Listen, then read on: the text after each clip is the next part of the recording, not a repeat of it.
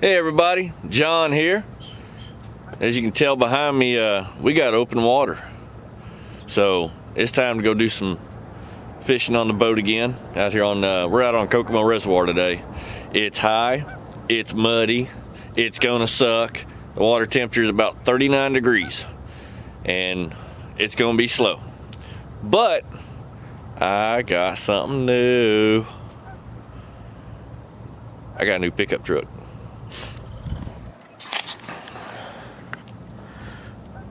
All right, Friday, I went and picked this up. It's a 2016 Ford F-250 Super Duty 6.7 diesel. And so far, I love it.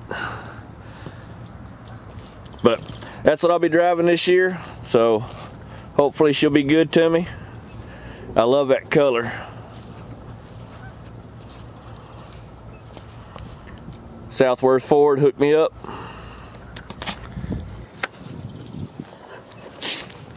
But let's go get some fish. Hey guys, one of the problems with driving around with no cover on your boat and no cover on your sonars is they get pretty grimy.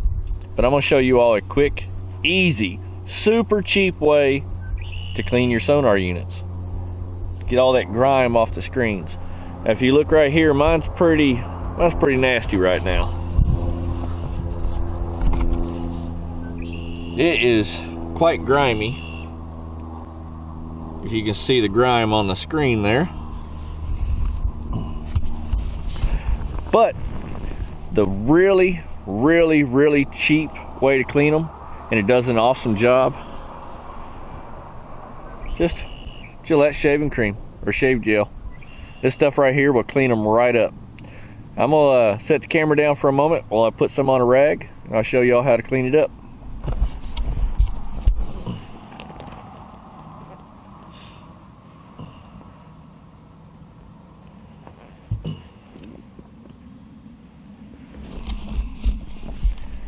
Alright, now with this shave gel, you don't have to use much. Hopefully you guys can see that right there. There's just a little bitty daub on this rag. And we're just gonna take it and clean up the sonar unit.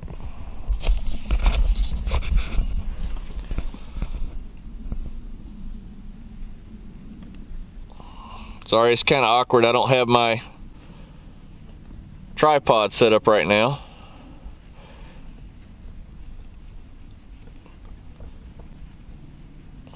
We just let that soak in for a moment. You can see the oiliness on the screen right there. And now we're going to take our rag, flip it over to a nice clean side. You can see it, screen getting clearer.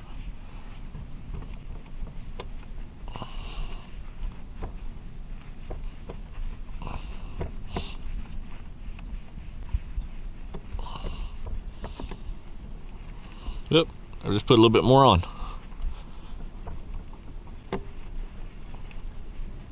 And this will not hurt your sonar units at all.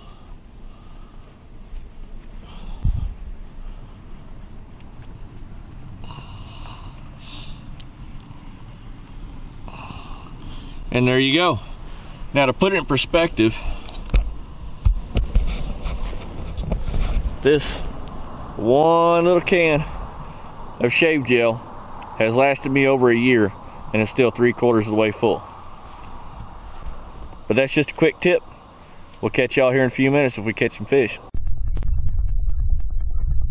Alright guys, didn't have the camera on yet, but caught the first fish of the day, and this was something I was really hoping would happen during the winter time when you're fishing these really shallow lakes.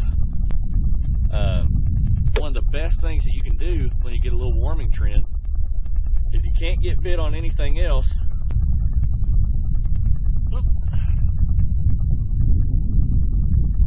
throw these little micro crankbaits. Man, it makes a huge difference when you downsize to something like this. Yesterday I was out here, I was throwing jerk baits, jigs, I even tried blade bait for a little bit. This is a really shallow lake, so it's kind of hard to throw a blade bait. But I only caught one fish the entire day. And I had a feeling if I came out here and threw these little micro crankbaits here, this is just a little Bass Pro Shops crappie crankbait in spring crawl color. But I had a feeling if I came out here and threw these around, I'd start catching some fish. Unfortunately, I left these at home. So I'm gonna get down this bank here and see if we catch a few more.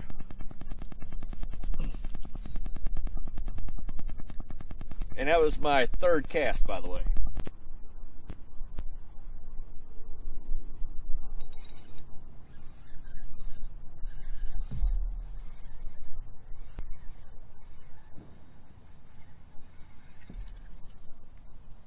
Oh wow, this is a really good one here, guys. This one here is a little bit better than I thought.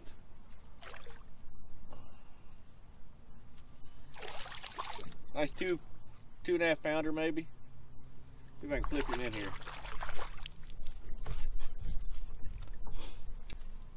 And that's why we throw those little crankbaits.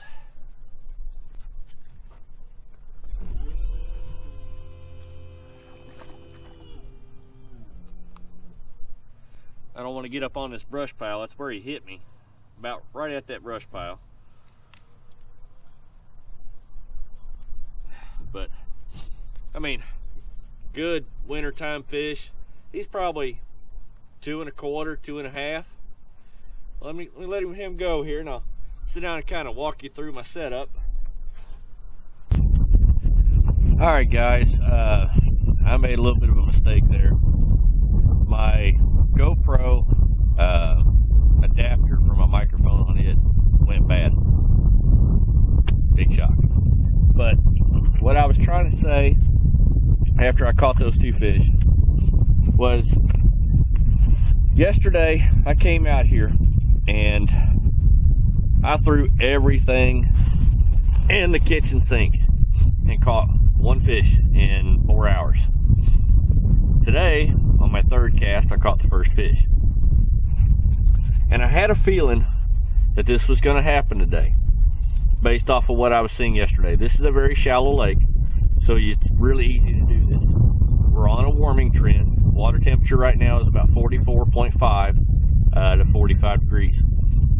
I've gotten on this riprap bank right here, big chunk rock bank, that has a creek channel that runs right along it. And I'm going around throwing these little micro crankbaits. This one right here is just one of the Bass Pro Shops, XPS, whatever.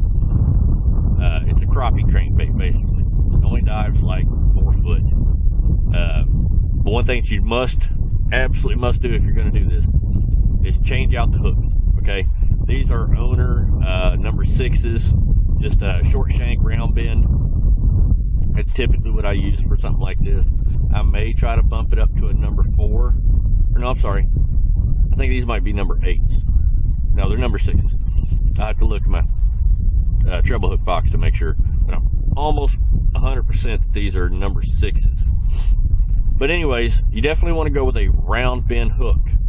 Okay, that's a must. Don't try to use one of the triple grip, you know, the wide gap, all that crap. You're going to miss a lot of fish, okay? Because a lot of times these fish are going to come up and they're going to swipe at it. But something like this right here is absolutely deadly this time of the year, and especially late in the fall. This one right here is spring crawl, a variation of spring crawl. It's one of my absolute favorite colors to throw during this time of the year, especially when the water's got a little bit of chalk to it. This one here shows up really good. We've got maybe 2 feet, 2.5 feet of visibility here today. The lower end of the lake is just chocolate milk, completely blown out. But it's getting better. It was a lot worse yesterday, but it's starting to clear up a little bit today. All right, but now I want to go through some of the key things that you need to consider when you try to do this, because these little baits are super light. You're going to be hard pressed to be able to throw them on a casting rod. So you're going to want to go to a spinning rod. Now, before you just grab any old spinning reel and take off, one thing that you must consider is the gear ratio of your spinning reel.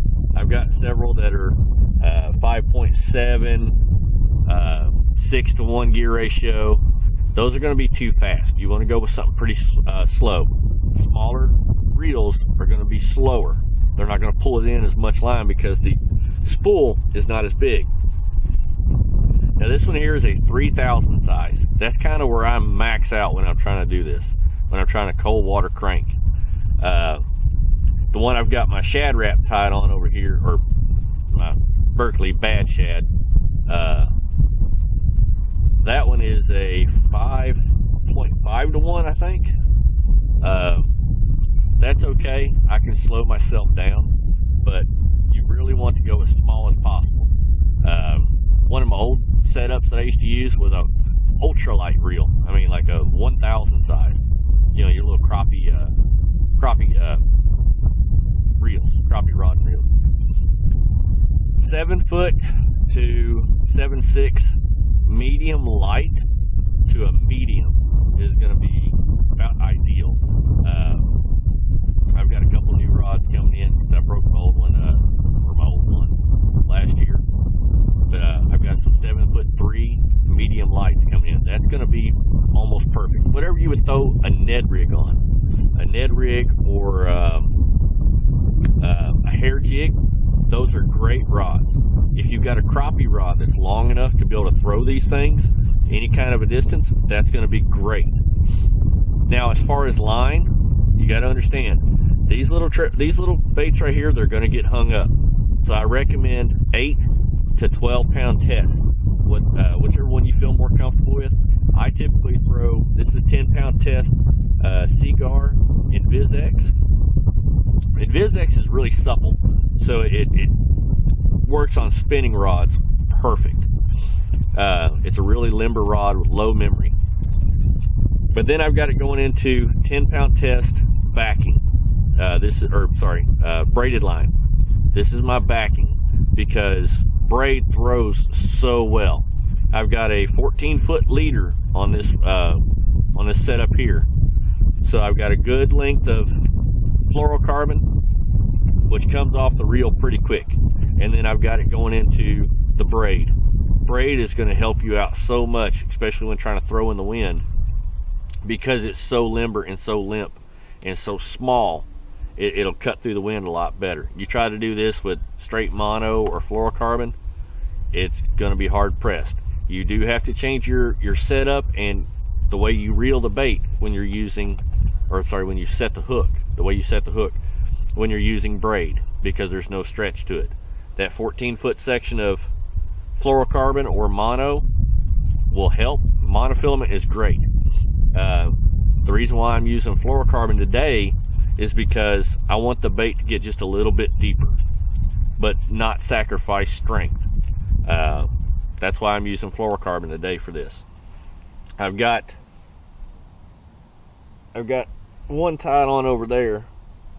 No, there it is. That rod over there, I've got monofilament on it, 8 pound test. But anyways, that's basically what I went through before I realized that the audio crapped out. So we're going to be rolling with no microphone on the GoPro from here out. Decent audio is better than no audio. So just stick with me here and we'll catch some more.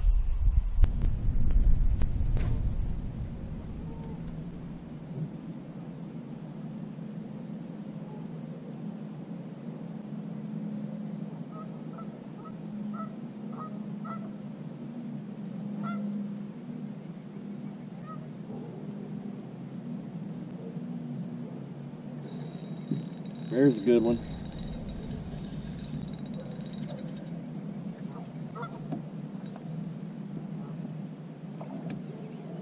Well, he's not that big, but he's mad. Another 2 pound, well, 1.5 pounds, 2 pounds.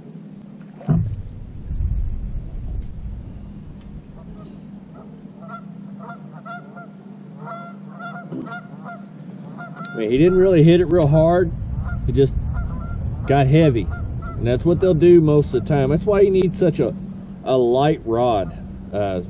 One that's really, really whippy works the best. It allows that rod to load up.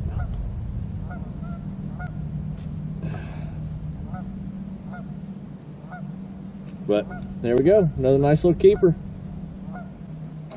Oh. There you go, bud. Let's see if we can get another one.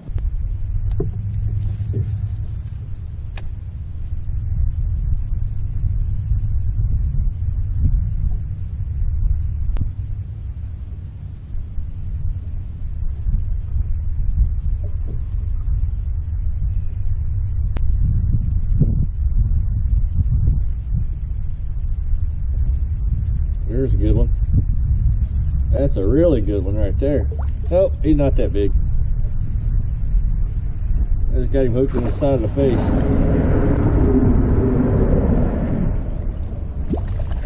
I knew there'd be one underneath that bush. I'm gonna go back here to the console and get him.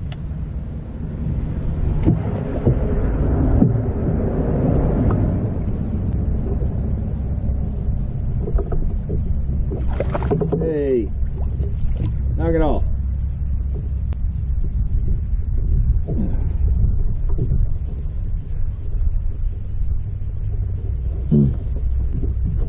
But just another nice little keeper. You grab my thumb. Now that one there came on a Magabass V110 silent. This is oh, what is this one? Table Rock Special. It's one of my favorite colors for Indiana. But let's see if we can get another one.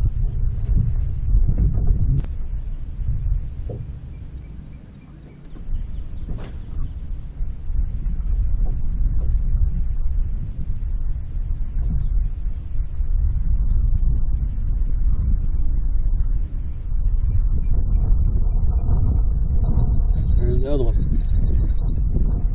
It feels pretty good. Oh no, my battery's dying. No, he's just a little guy. Just a little guy. But there's another one on that little crankbait.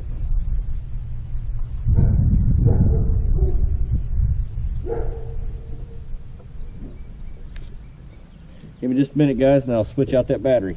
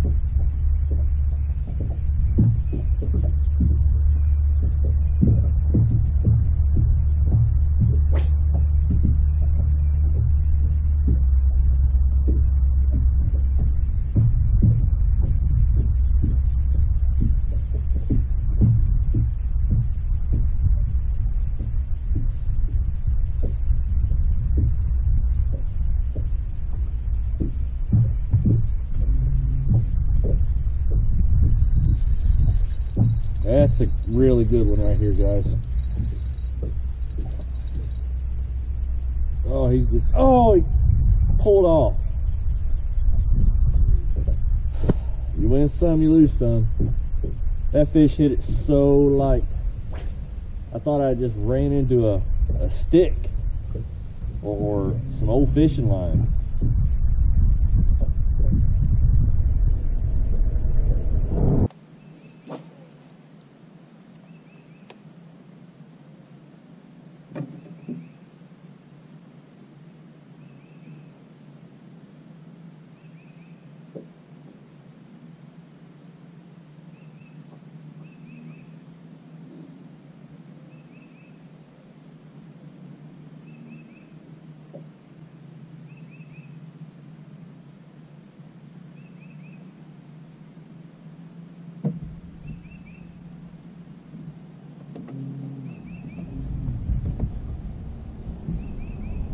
go. This snare feels pretty good. Oh yeah, it's a decent one. Got the keeper. This one here came on jerkbait though.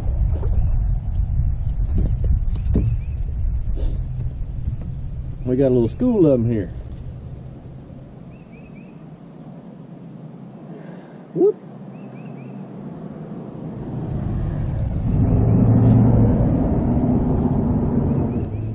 But, you know, just another little keeper. Again on that Vision 110 table rock.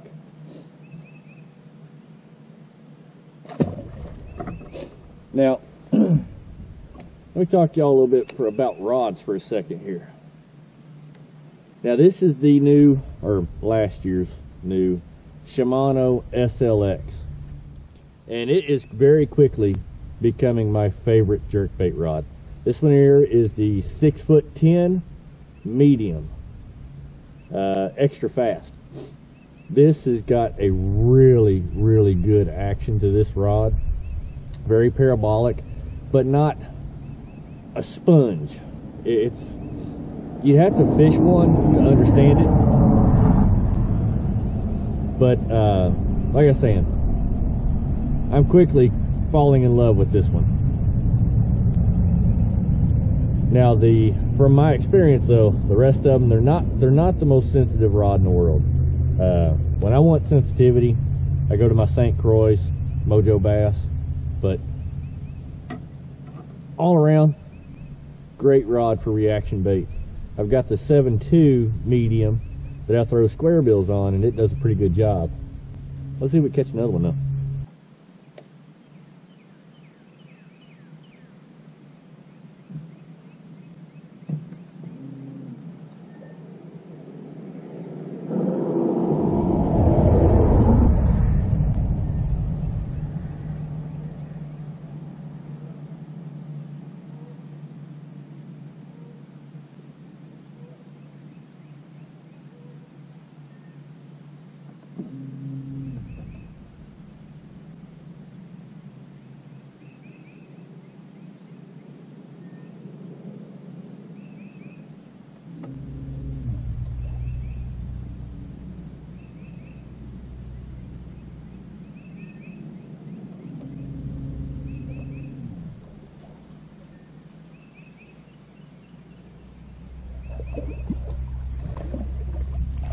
Alright.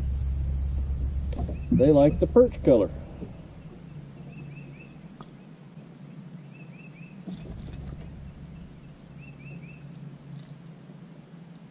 But, oh crap. Hold on there, bud. Why couldn't y'all have done this for me yesterday, huh? But another little keeper. Having there was on a rattling Vision 110 in perch color. So, there's definitely a school of them here. I'm gonna throw a jig down there and see if they'll eat it. But I'm pretty sure these fish are suspended. And I don't think they're gonna eat this jig. But gotta try. See if we can get a big bite.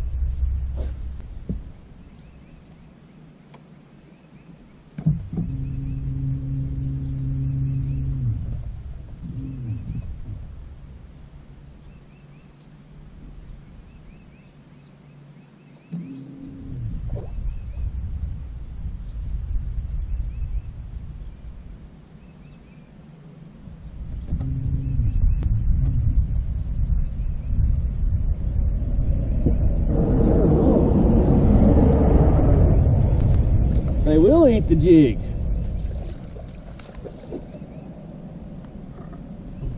All right. You're not a keeper, but hey, they will eat the jig.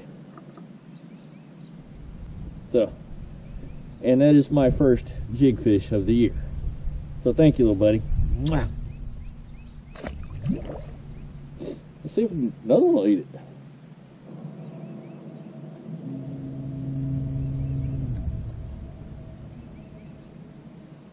Yeah, it's 5:40. I gotta go anyways.